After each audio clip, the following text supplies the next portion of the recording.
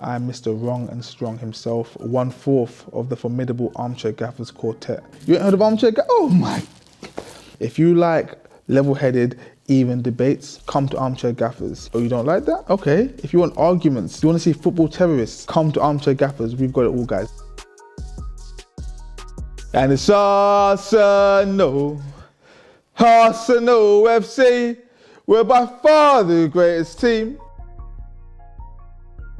The demise of Liverpool FC. Last season, I read a quote by a guy called Arrigo Sacchi, big boy Italian. He's like the general of Catenaccio. He's the founder. He said that Liverpool don't have any world-class players. They play with rhythm and intensity. And I was like, this guy's a lunatic. Liverpool are world-class. They've got BVD, Trent, Iverson, Robertson, Salah, Firmino, Mane. Now I'm watching Liverpool play. That rhythm that he spoke about is gone. That intensity too is gone. And I'm watching them, it looks bang average. And I'm like, oh my gosh, they had me fooled. They made me believe that this brand of football is first of all good and sustainable. It's neither of those. By the way, just for context, I'm saying this the day after they lost 5-2 to Real Madrid at Anfield. The demise of Liverpool FC, for me, has been the highlight of the season. Wayne Rooney, because he's the best player of all time. Oh, I'm an Arsenal fan. No. But Wazza, for me, I knew a lot of Wayne Rooney's from like my neighborhood. Do you know what I'm saying? Like, not polished, rough around the edges, just real people.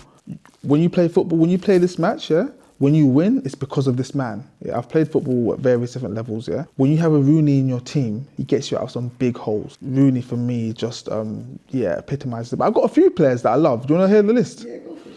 So Rooney's number one. Alexander Hleb. This guy, oh my gosh, I saw a compilation the other day, randomly. This guy was on some other stuff. Like, if we had him in the team right now, like he will be in my all-time Arsenal 11. Do you know what's mad? Okay, no, Prime Thierry would be there, but Sanchez goes in there, Van Persie goes in there, Bergkamp doesn't get in. Jose Maria Gutierrez, you might know him better as Guti, the Real Madrid legend, bad boy player. Alessandro Del Piero, love him. Gary McAllister, that's a guy for me. Alexis Sanchez. I just happened to watch him at a time at the Emirates when he was carrying us on his back. He was electric. That's why I said, like, I'd have him in my all-time Arsenal 11 and I wouldn't have Bergkamp in. I didn't ever see Bergkamp play live. Sanchez was just electric. Yeah, and people are gonna say, oh, you're mad. Yes, I'm mad. Okay, I like what I like. But best player live for me, I say Sanchez. I'm just thinking Neil Harris was pretty good as well at Millwall back in the day. You know, good old-fashioned number 9. Neil Harris was good, but gonna go for Alexis Sanchez. I wasn't Arteta out because, like, I could see that he had some kind of ideas. I liked what he done in the beginning where it made us very defensively sound, but we weren't scoring goals. And I was like, okay, he sacrificed scoring goals to not concede goals. Cool. And then I was like, I see what he's trying to do, but we ain't got the players for it, yeah? So I'm not gonna wish for his head. And I was never Arteta out. I was stuck by him. Like, a lot of it was blind faith. If you can't tell by now, my name Wrong and Strong, blind faith.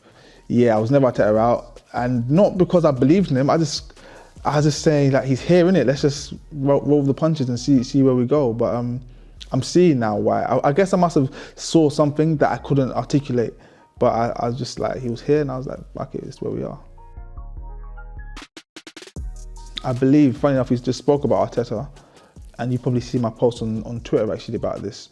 But I've heard that the reason why the Chelsea board are going to stick by Potter is because of the faith and the results that Arsenal have had since they showed faith in Arteta. So I feel like the Chelsea board are going to stick by him in more of a hope that Chelsea get the same results, but they work under very different circumstances. So I don't think Potter will come good as Arteta, but I definitely see him here throughout this season and all of next season as well. For Potter to go next season, if Chelsea are in 10th next season at this time, so we're in February right now, he will still be there. If Chelsea are in 16th, then I can see him going. But I can see Chelsea sticking by him, but he's not the man for the job. With what Todd Bowley wants to do, which is sign everybody he can, yeah, and with what Graham Potter's been used to and what he needs to thrive, it's a match made in the pits of hell, okay? So it's not gonna work. If I'm Wrong and Strong, Todd Bowley is incorrect and incapable. I don't know, and indestructible. Yeah, incorrect and indestructible. If I'm wrong and strong, he's incorrect and indestructible because he's gonna do what he wants to do because he's that kind of person. So I've been saying Arsenal winning the league for a long time. I don't want to rabbit on about Arsenal, but from the first game I saw live this season, it's not the same Arsenal I've been watching these last few years. Based on what Arsenal can do and what they're repeating every week, bar the little blip recently, they're very well placed to kick on. On top of that, Man City aren't the same Man City we've known, so that will help. Arsenal, Manchester United, Manchester City. Fourth place is a bit sticky because Newcastle just want to draw every game they can draw. Good for them. With Tottenham, you don't know what you're going to get. People said Liverpool were back before this Madrid result, but if you looked at it, the last two games, the games that brought them back, the latter, the first game was a 2-0 win at home to Everton. Yeah, Everton. Anfield is not a happy hunting ground for Everton, so that was always going to go the way of Liverpool. Okay. And the second game against Newcastle, after Newcastle had the red card, they still had chances against Liverpool. So Liverpool, though they won those two games, they are not who. Listen, fraud watch. Okay, so I don't believe they're gonna come up and get fourth. So it is really between Newcastle and Tottenham.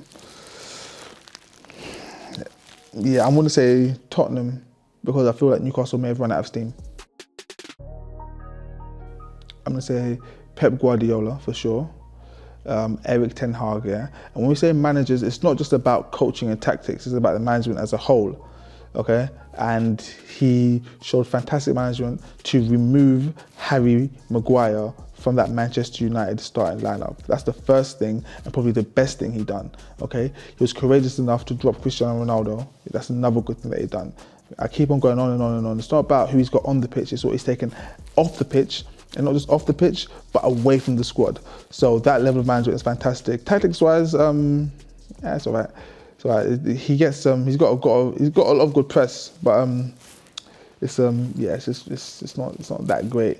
And third manager, yeah, Arteta, for sure, 100%. Not Eddie Howe. Funny you say that because I was going to say you mean the English Super League. The bottom team in the Premier League can spend as much as the top team in pretty much any other league. That says it all. Yeah, it is a Super League. I was talking to one of my friends about this a little while ago. What makes the English League so viewed around the world? And I think it's simply because of the language, English. Like you go everywhere around the world, and people are speaking English. You know, you can watch English commentators anywhere. So I think the language thing is a big thing. Liverpool, you're big frauds. Okay, your time has come. I was happy for your success at first because I remember the struggle, the Dirk Kuyts, the Lazar Markovic's, the Voronins, the Fabio Aurelios. I've been there, okay? I was with you because I actually admire Liverpool, yeah? And you made me believe you're something that you're not. Trent Alexander-Arnold, you lied to me first, okay? You do not play football. You play bring the ball down, look up, kick hard ball. I don't like that, Trent, okay? I want to make a public apology to my good friend, Gareth Southgate. When you didn't choose Trent in your teams, I said you're a madman. I called you all sorts of names, but you clearly see something that I couldn't see. So I'm sorry and well done. Another thing I want to say, Ben White, brother, you are fantastic, phenomenal. I've never seen a man with this level of football IQ like playing in your position. It's crazy. I just hope, I pray that God gives you everything you want in life because you surely deserve it, my friend. Keep doing what you're doing. You're a joy to watch. And lastly, we could see Millwall in the Premier League next season in the playoff positions. We're coming.